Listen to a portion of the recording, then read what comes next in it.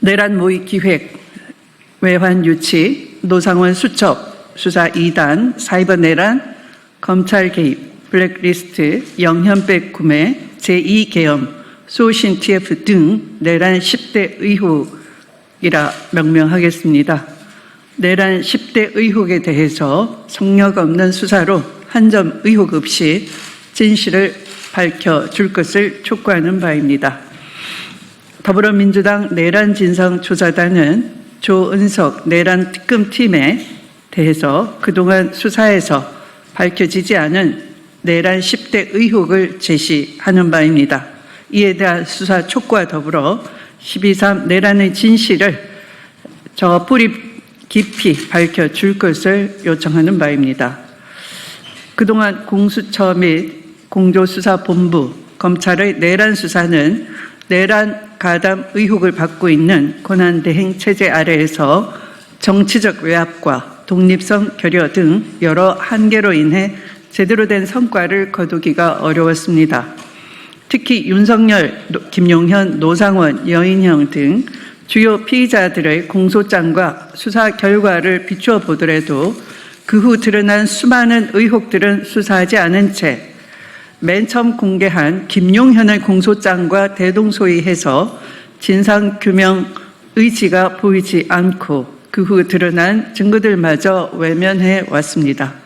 내란 공범들의 군부를 동원한 범행 동기부터 제대로 밝혀내지 못함으로써 수사의 ABC조차 갖추어지지 않은 것입니다. 더욱이 내란 속의 윤석열의 인신구속 취소로 인한 추가 수사의 제약이 있었던 것입니다.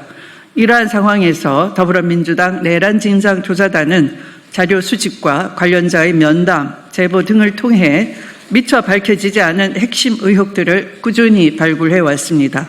이제 조은석 특별검사팀이 출범하여 독립적인 수사 환경이 마련된 것인 만큼 진상조사단이 그간 축적한 조사 성과와 미규명된 핵심 의혹을 다음과 같이 정리하여 특검의 철저한 수사를 촉구하는 바입니다. 첫째, 내란 모의 기획과 군사 반란죄를 적용해야 합니다.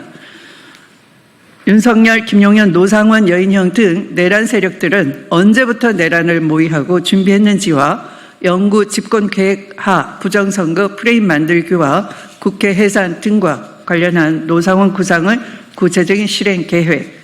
다음, 계엄사 합수본부 운영 참고자료인 계엄문건, 계엄선포문, 포고령 등 작성자 및 지시한 자는 누구인지와 방첩사와 노상원 팀에서 생산하는 계엄 관련 문건 일체. 다음, 불법한 군대 동원은 군사 반란 범죄 행위에 해당하므로 이에 대한 추가 기소를 촉구하는 바입니다. 둘째, 외환 유치 의혹에 대한 수사 촉구입니다.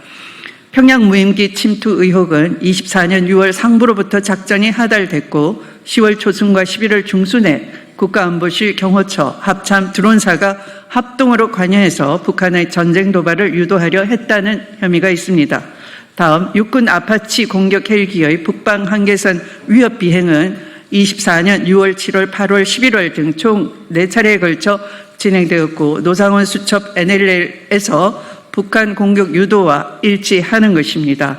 이에 대한 수사를 촉구하는 것입니다. 셋째, 노상원 수첩 관련입니다. 12.3 내란을 실질적으로 설계했다는 노상원 수첩에는 1만 명 호송선 준비, 북의 공격 유도, 좌파 세력 붕괴, 삼선 개헌, 500명 수거 대상, 좌파 반국가 세력 규정 등을 적시하고 있습니다. 다음, 12.3 내란 개혁 전모를 밝히기 위해 수첩 작성 경위 및 실행 여부 등에 대한 수사를 촉구하는 바입니다. 넷째, 수사 2단 관련입니다. 노상원, 김용군 등 롯데리아 4인방이 주축이 돼 만든 정보사 수사 2단을 전현직 HID와 군사경찰 70여 명으로 구성된 불법 사조직으로 체포조, 신문조 역할 수행을 하고 계획했습니다. 다음, 12.3 내란 당일 판교 정보사에 집결하였고 중앙선관위 불법 장악 계획도 세운 바 있습니다. 이에 대한 수사를 촉구하는 바입니다. 다섯 번째, 사이버 내란 의혹입니다. 국가안보실 국정원 방첩사 777 사령부 사이버사가 중심이 된 사이버 내란 의혹은 수천 개의 표적관리 대상에 대해 페이스북, SNS 사찰 등 활동을 하였으며 어떠한 수사도 진행하지 못하였습니다. 다음 수백억의 국정원 특활비 우회 지원, 사이버사 사이버정찰 TF 활동, 방첩사 정보 통합대응팀 구성 의혹에 대한 철저한 수사를 촉구하는 바입니다. 박선은 의원께서 이어나가도록 하겠습니다. 안녕하십니까. 인천 부평을 박선원입니다. 6번째, 검찰 개입 의혹입니다. 12.3 계엄 선포 직후 여인영이 정성우 방첩사 1처장에게 검찰과 국가정보원에서 올 거다. 중요한 임무는 검찰과 국정원에서 할 테니 그들을 지원하라 라고 지시한 점 수사해야 합니다. 내란 당일 방첩사 대령 그리고 대검찰청 부장검사 국정원 안보정보수사국의 처장 간 순차적 통화 내용 그리고 대검 과학수사부 검사 2명이 과천 선관위로 출동 후 복귀했다는 의혹을 수사해야 합니다. 7번째, 방첩사 블랙리스트입니다. 전현직 장군에 대한 블랙리스트, 군 법무관 블랙리스트, 여인영의 육군총장 인사계획, 군의관 블랙리스트, 방첩사 내부 상호 감시 블랙리스트, 민간인 사찰에 이어 국회의원에 대한 사찰 의혹 수사해야 합니다. 방첩사의 비서실, 신원 보안실, 정보융합 등에서 생산한 수많은 불법적인 문건 작성 경위와 상부 보고 체계에 대한 수사도 촉구하는 바입니다. 8번째, 영현백 그리고 종이관 구매에 관한 수사 촉구입니다.